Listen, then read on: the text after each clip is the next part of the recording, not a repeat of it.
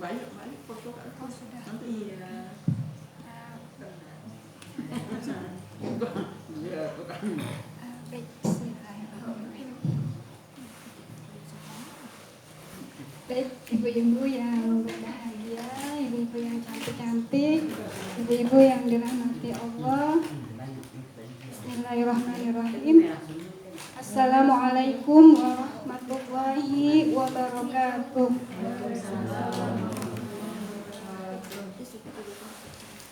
Alhamdulillahirabbil alamin wa bihi nasta'inu ala umuri dunya wa ala alihi wa sahbihi ajmain. Rabbi shrah li sadri wa yassir li amri wa hlul 'uqdatam min lisani yafqahu qawli. Rabbi zidni ilma warzuqni fahma bi rahmatika ya arhamar rahimin. Baik, ibu-ibu yang berbahagia, alhamdulillahirabbil alamin, berkat rahmat Allah yang Maha Kuasa, kita pada saat ini, pada detik ini dapat berkumpul ya Bu ya. Sebenarnya harapan kami lebih dari ini jumlahnya, namun apa boleh dikata ya Bu.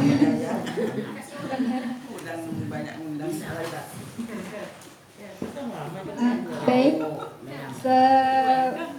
sebelumnya mungkin ibu-ibu belum lupa dengan saya. Tahun sebelumnya membina Desa Pangkalan Butuan ya Bu ya. Kita insyaallah ketemu setiap Jumat sore ketika belum ada corona ya Bu. Dan pada tahun ini, mulai dari tahun 2020 ini mendapat amanah baru tadi seperti yang disampaikan oleh Mbak Yani. Wali sendiri diamanahkan untuk membina di Desa Gunung Sembilan. Untuk membina Desa Gunung Sembilan, dan untuk Desa Pangkalan Buton dibina oleh Bapak Dayu. Baik ibu-ibu, sebelum kita masuk ke materi pada pagi hari ini, seperti yang dipesankan oleh tuan rumah, yaitu tentang BKR ya Bu ya. BKR itu sendiri yaitu Bina Keluarga Remaja, di mana di dalam BKR itu yang dibina adalah keluarga yang memiliki remaja. Keluarga yang memiliki remaja atau remajanya itu sendiri. Sebelum masuk ke materi, di antara ibu-ibu ada yang telah memiliki buah hati yang sudah remaja? Sudah remaja. Ya. Malah udah ini udah lulus SMA, punya remaja. Ini yang calon remaja sama Ayu aja semua. Yang lain calon anak remaja. Akan segera remaja. Miknya kenapa Bayu? Kenapa? Hidup?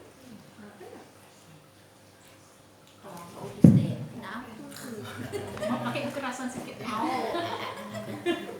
Baik, mungkin kita tidak akan terlalu lama ya Bu. Mudah-mudahan. Adapun yang dikategorikan remaja menurut BKKBN itu sendiri adalah usia 10 sampai 24 tahun dan belum menikah. Ketika telah menikah, walaupun usianya baru 20, sudah dikatakan dewasa ya Bu ya. Kalau kita mungkin usia SD kelas 6 sampai SMA, sampai kuliah walaupun kuliah semester akhir namun belum menikah, masih dikategorikan remaja seperti itu. Baik ibu-ibu, kami ada giveaway, ada hadiah untuk yang bisa menjawab nanti. Jadi mudah-mudahan menjadi motivasi.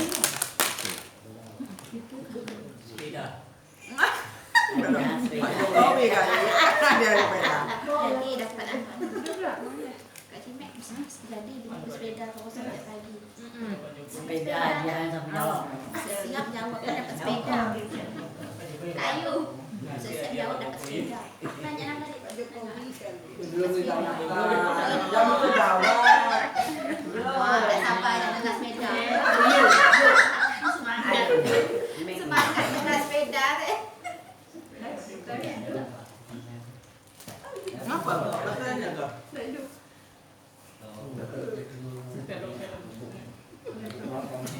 Baik, sambil Makan. Yuk. sambil menunggu Apa dah itu? karena waktu berjalan terus materi yang ingin kita bahas sama-sama pada pagi hari ini yaitu tentang peran kita sebagai orang tua dan lingkungan bagi perkembangan remaja. Mungkin ibu-ibu semuanya sebagian besar buah hatinya sudah memasuki usia remaja ya Bu ya. Usia remaja artinya 10 sampai 24 tahun dan belum menikah. Nah, adapun tadi disampaikan oleh Mbak Yani tentang 8 fungsi keluarga. Yang pertama adalah fungsi agama, kemudian fungsi sosial budaya, kemudian fungsi cinta kasih, fungsi yang keempat fungsi melindungi, yang kelima fungsi reproduksi, yang keenam fungsi sosialisasi pendidikan, ya betul, yang ketujuh ekonomi, dan yang terakhir fungsi tadi itu fungsi apa? Lingkungan. 8.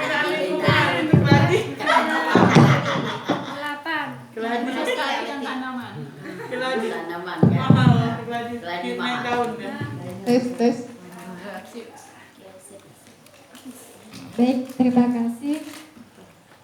Tadi fungsi keluarga ya Bu ya, karena kaitannya kita yang memiliki buah hati yang sudah remaja tentunya tidak dalam bahasa itunya ujuk-ujuk menjadi remaja, tidak. Namun ada tahapannya ya Bu ya, dari bayi, balita, kemudian anak, baru remaja. Nah, untuk mendampingi buah hati kita yang telah remaja tentunya tidak terlepas dari pendampingan kita dari mulai dalam kandungan tentunya. Jadi ketika banyak di masyarakat orang tua yang bermasalah dengan remajanya, dengan buah hati yang masih remaja, kita tidak bisa menyalahkan 100% kepada remajanya itu sendiri. Namun perlu dilihat juga bagaimana pendampingan sang ibu atau sang ayah kepada buah hatinya ketika masih dalam kandungan, ketika masih dalam masa balita, ketika usia anak-anak. Karena ini sangat berkaitan ya Bu ya. Ketika ada seorang remaja, dia emosinya tidak stabil, mudah marah-marah, mudah meluapkan emosi, atau mungkin di lingkungan perkotaan itu yang tawuran ya Bu ya, tawuran kan kebanyakan remaja. Nah, ini tidak dapat serta-merta disalahkan lingkungan atau si remaja itu sendiri. Mungkin kita sebagai ibu lebih introspeksi, kami pun tentunya yang sudah mempunyai anak yang remaja tidak terlepas untuk sama-sama introspeksi bagaimana pola asuh kita kepada buah hati kita ketika masih ada dalam kandungan, ketika masih bayi, ketika masih balita. Apakah kita mengasuhnya dengan penuh kasih sayang atau malah kita uring-uringan? Seperti itu ya Bu ya. Ketika ada remaja yang uring-uringan, bisa jadi pola asuh ketika balita ibunya uring-uringan, seperti itu. Bisa mungkin bisa ketika anak menginginkan sesuatu, marah-marah, kita malah ikut marah-marah. Nah, ini juga berpengaruh kepada pola pikir dia ketika telah remaja, seperti itu. Baik, selanjutnya kita masuk ke materi tentang peran kita kita sebagai orang tua untuk remaja ya Bu ya. Orang tua atau kita bagi remaja adalah sebagai sahabat. Sahabat di sini artinya kita berusaha memperlakukan buah hati kita yang sudah remaja sebagai teman, bukan sebagai ancaman. Anak tentunya ya Bu ya. Artinya ketika anak kita mungkin karena masa remaja ini masa labil ya Bu ya, masa peralihan dari anak-anak ke dewasa, masa mencari jati diri, dan emosinya juga masih sering meletup-letup gitu Bu. Masih kadang kita memberikan kadang kita memperlakukan anak kita yang sudah remaja seolah-olah anak kita masih anak-anak. Padahal anak kita yang sudah remaja tidak mau diperlakukan seperti anak-anak. Jadi perlu pengetahuan bagi kita memperlakukan buah hati kita yang sudah remaja seperti teman, seperti sahabat. Karena dengan perlakuan seperti itu dia akan terbuka kepada kita. Dia akan mudah menceritakan apa yang menjadi permasalahannya, sehingga kita pun bisa memberikan solusi atas permasalahannya.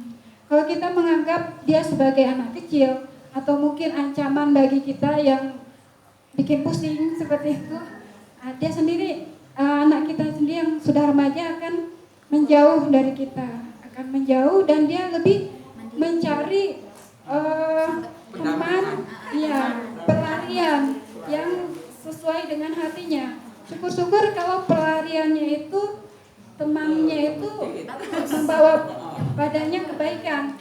Alhamdulillah ketika pelariannya itu kepada teman yang dia anggap lebih nyaman tadi ya, lebih bisa mengerti dia. Namun padahal teman tersebut menjerumuskan ke hal-hal yang tidak baik. Nah, sebelum hal itu terjadi, langkah baiknya kita merangkul anak-anak kita untuk dapat terbuka kepada kita sehingga dia bisa memperlakukan kita, terbuka kepada kita sehingga dia lebih mau mendengarkan nasihat kita. Seperti itu ya Bu. Kemudian itu peran kita sebagai sahabat. Kemudian beberapa ciri remaja yang perlu diketahui oleh orang tua. Mungkin ibu-ibu, mungkin ini merupakan bukan hal yang aneh lagi ya Bu ya, tentang perkembangan remaja ini, perubahan sifatnya tadi seperti yang telah disampaikan di awal, mulai sikapnya tidak seperti biasanya, sering berubah-ubah pendirian karena tadi ya Bu ya masih mencari jati diri. Kemudian tingkah lakunya sama ucapannya kadang-kadang bertentangan, ya seperti itu. Kemudian mulai berani mengungkapkan pendapat. Mungkin waktu masih SD manut-manut aja apa yang kita katakan. Ketika usia SMP SMA mulai dia mengungkapkan apa yang dia pikirkan, seperti itu, apa yang menjadi alasan kenapa dia tidak mau melakukan apa yang kita suruh, seperti itu. Itulah ciri remaja. Kemudian dari sisi fisik, ibu-ibu mungkin sudah mengetahui semuanya. Dari sisi fisik, kalau laki-laki yang pertama apa Bu? Dari perubahan fisik untuk laki-laki yang sudah memasuki remaja. Mulai berotot. Otot apanya Bu? Apa? Badannya ke gimana maksudnya? Jakun. Iya betul, jakun ya. Jakunnya tumbuh. Kemudian apa lagi Bu? Mulai ada kumis. Mulai tumbuh bulu-bulu, ya, bulu-bulu di bagian-bagian. Bulu atau rambut ya. Kemudian tumbuh jerawat kalau untuk laki-laki ya, dan pipi basah kalau laki-laki.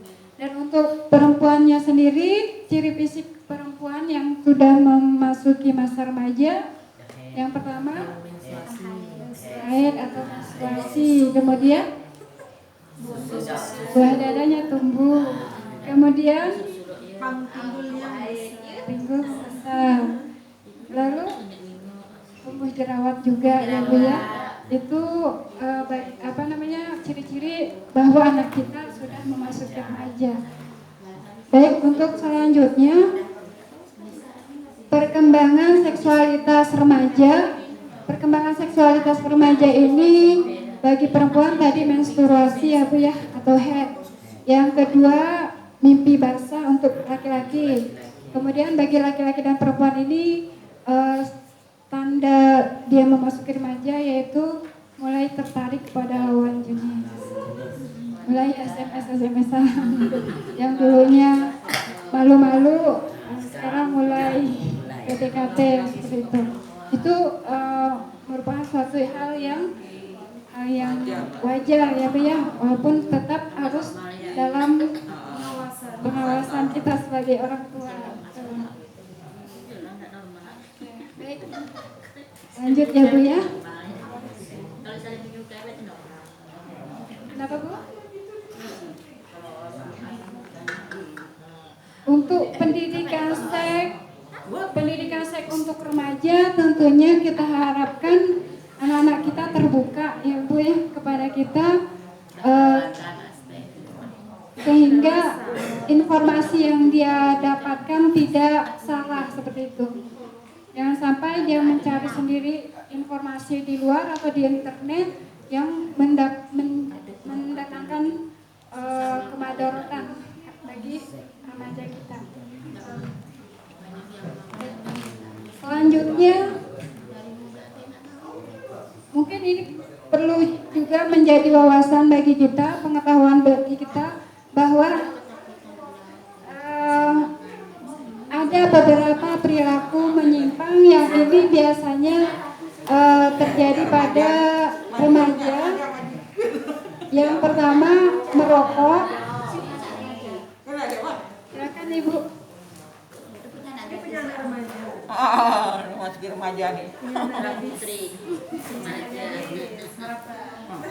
Yang pertama merokok. Merokok ini tentunya tidak lepas dari pengaruh orang-orang di dalam keluarga itu sendiri, baik ayah, paman atau kakek, sehingga anak yang laki-laki yang remaja ini coba-coba awalnya, atau mungkin lingkungan teman-teman yang sebaya yang sudah merokok duluan dia coba-coba, dan itu menjadi kebiasaan ketika kita tidak mengawasinya seperti itu. Kemudian penyalahgunaan alkohol, perilaku yang menyimpang lain yaitu penyalahgunaan alkohol, baik itu kalau di masyarakat itu ngelem ya Bu ya, dan banyak jenis-jenisnya nanti kita akan bahas. Ini merupakan bentuk-bentuk nafja supaya kita lebih waspada agar hati kita senantiasa dilindungi Allah untuk tidak sampai terjerumus kepada penggunaan nafja. Ada alkohol, kemudian ada daun ganja, kemudian serbuk kokain atau morfin, pil ekstasi, pil koplo atau BK, dan lem. Lem ini biasa digunakan oleh anak-anak usia SD ya Bu. Makanya dijaga betul jangan sampai. Kalau di perkotaan itu banyak jenis-jenis nafja yang dimasukkan ke dalam permen ya Bu ya, permen atau mainan anak-anak atau ballpoint. Kemudian selanjutnya membangun hubungan harmonis dengan remaja. Bagaimana kita dapat bisa berdampingan dengan anak-anak kita yang sudah remaja. Jangan sampai karena ketidaktahuan kita mendampingi anak-anak kita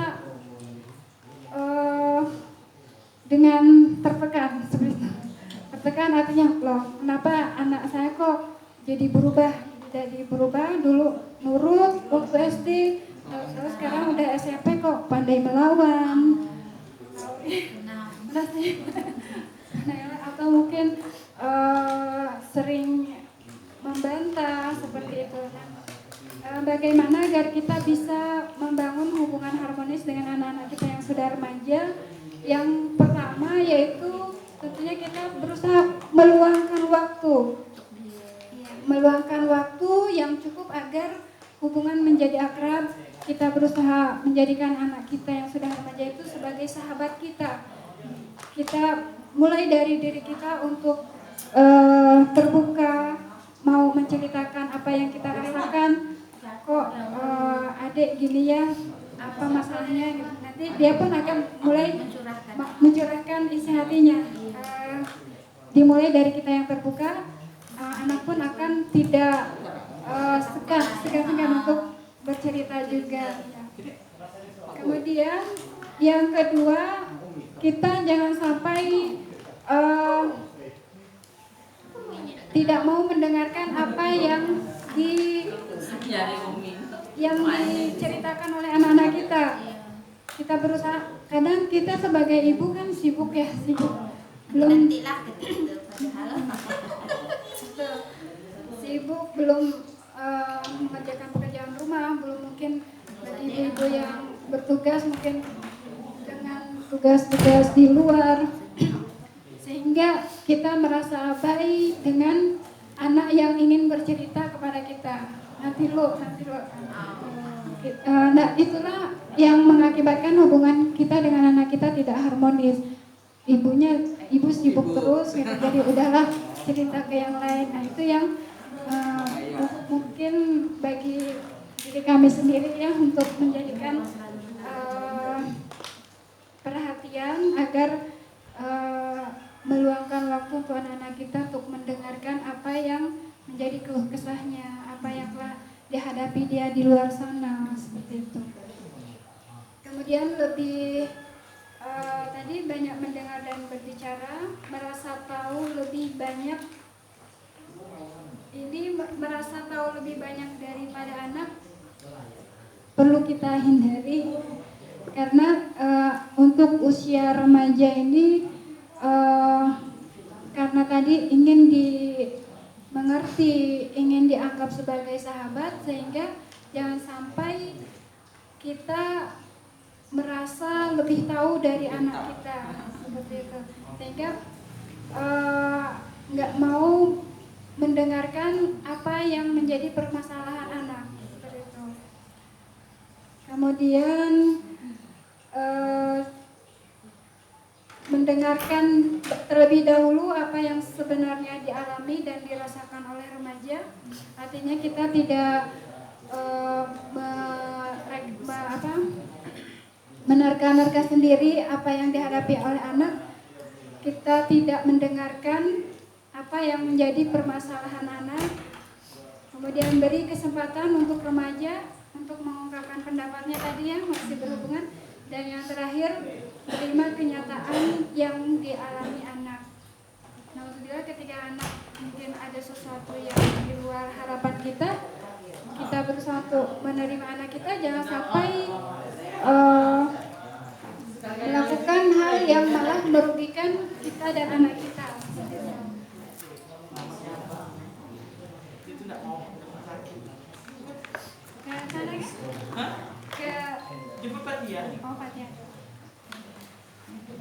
Baik.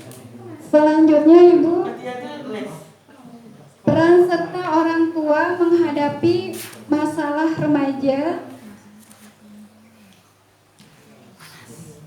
Karena banyak sekali masalah-masalah yang dihadapi oleh remaja ya Bu ya. Mulai tadi karena salah satunya masalah seksual tadi ya, yang menstruasi, yang mimpi basah. Mungkin ketika dia tidak dibekali pengetahuan tentang hal itu, dia menjadi kebingungan sendiri.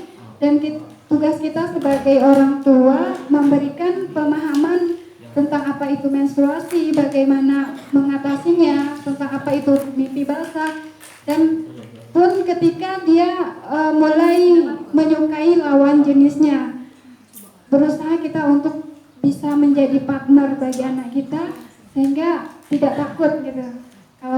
Karena memang hal itu dia mulai menyukai lawan jenis itu merupakan sunatullah yang telah Allah anugerahkan kepada anak-anak yang sudah memasuki remaja. Jadi tidak ada sesuatu yang disembunyikan, tidak merasa ketakutan seperti itu.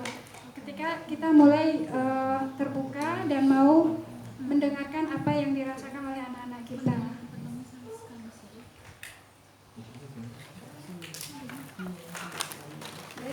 Selanjutnya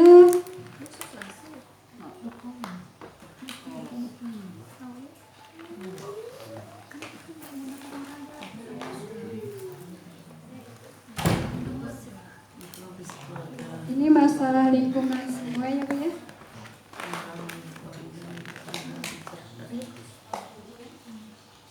Baik, mungkin itu ibu-ibu yang berbahagia sekilas tentang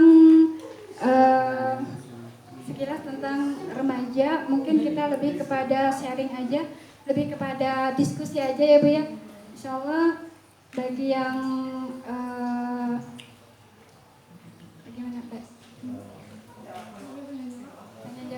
bagi yang bertanya, ada hadiah dari kami LKB Kecamatan Sukadana.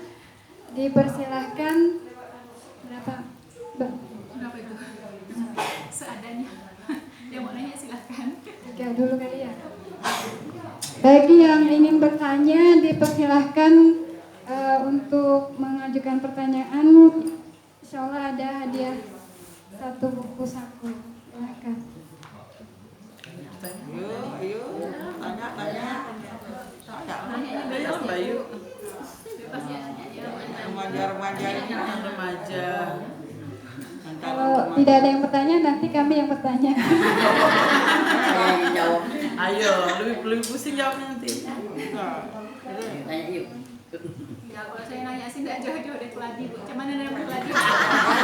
Keladi, nah cari hutan tuh. Susah nanam keladi itu. Susahnya susah. Apalagi yang bolong-bolong tuh. Nah, bolong. Bolong. Nggak boleh bilang nggak bolong. Dipersilakan mungkin dua Nanti pertanyaan. yang janda marah. Kalau tidak pertanyaan, mungkin ingin menyampaikan pengalaman, silahkan. Ada yang ingin curhat? Pertanyaan. Iya sayang. Sini ya. Nah kue. Dek. Langsung ya. Kenapa nak?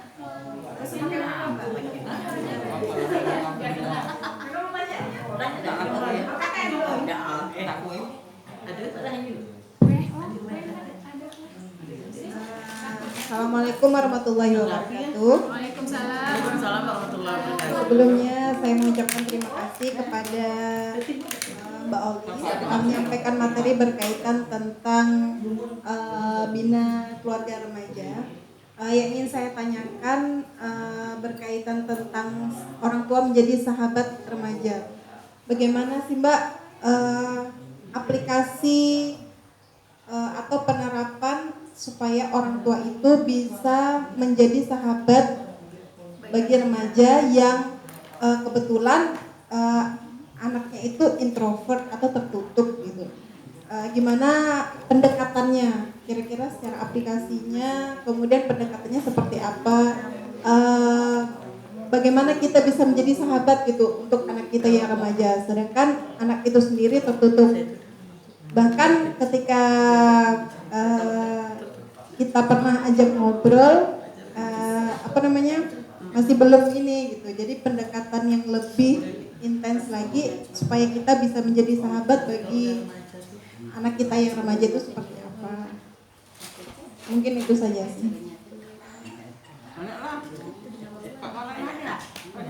Saya satu lagi lupa blank tentang remaja. Berapa kali bebas? Baru datang. Tambahan lagi. Kalau seandainya anak yang remaja itu memiliki ketertarikan kepada lawan jenis, cara mengarahkannya itu gimana? Udah 2 kali baju. Saya tuh mau nanya itulah udah 2 kali baju udah mendalam dah. Saran juga. Assalamualaikum warahmatullahi wabarakatuh. Yang saya tanyakan ini apa? Saya kan punya anak remaja ya, biasanya kan ceria, terus sekarang kayak mereka tuh udah punya privasi gitu. Nggak mau misalnya udah punya rahasia nanti itu apa? Nggak boleh tahu gitu. Misalnya di Kadang lihat chat WA temannya gitu kan, itu apa? Nggak boleh tahu rahasia masa mereka sembunyikan. Nah itu gimana cara kita mengatasi mas itu biar mereka tuh pelan-pelan terbuka dari kan takut juga nanti apa lingkungan mereka tuh ada membuat pengaruh buruk gitu kan. Nah itu yang saya tanyakan. Assalamualaikum warahmatullahi wabarakatuh. Tanya aja. Mbak Olive, ini Akan boleh. ini loh Mbak, anak saya tuh untuk sekarang kan baru 8 tahun. Ini udah berapa kali saya lihat asal saya bilangkannya enggak begitu parah, cuma bilang, "Bang, ini enggak boleh, kalau yang ini enggak boleh." Langsung merajuk, enggak ada istilahnya mau ngomong mama, abang gini-gini, enggak ada. Lepas itu sekitar setengah jam keluar dari kamar baru ngomong. Jadi maksud saya tuh gimana lah cara menanggapnya, andai kata begitu saya bilangkan langsung berbicara gitu bah, jangan merajuk dulu gitu bah. Ini enggak, dia merajuk loh, udah merajuk setengah jam, nanti keluar tuh udah bengkak-bengkak mata, barulah bilang, "Mama mendengar ke apa yang kata abang?" Maksud saya tuh begitu anak langsung ungkap lah. Jadi kan kebetulan saya enggak sibuk bah, nanti kan kalau kita udah sibuk nanti abang gini nanti dia bilang gini, "Mama tuh selalu bikin abang tersinggung." Jadi saya bingung. Yang bikin saya tahu, kok tahu ini tersinggung gimana? Gitu. Yang kecil pun 2 tahun pandai kalau kita marah langsung masuk ke kamar nangis. Jadi ikut-ikutan loh Mbak Ulus. Jadi maksud saya gimana cara mengatasinya gitu Bang. 2 tahun lagi kan akan remaja, takutnya nanti sampai besar susah pula saya. Tutup nanti. Anaknya lelaki Kak? Lelaki. Ayo, saya Pak nyambung kali. Nyambung Kak Cengek. Tanya.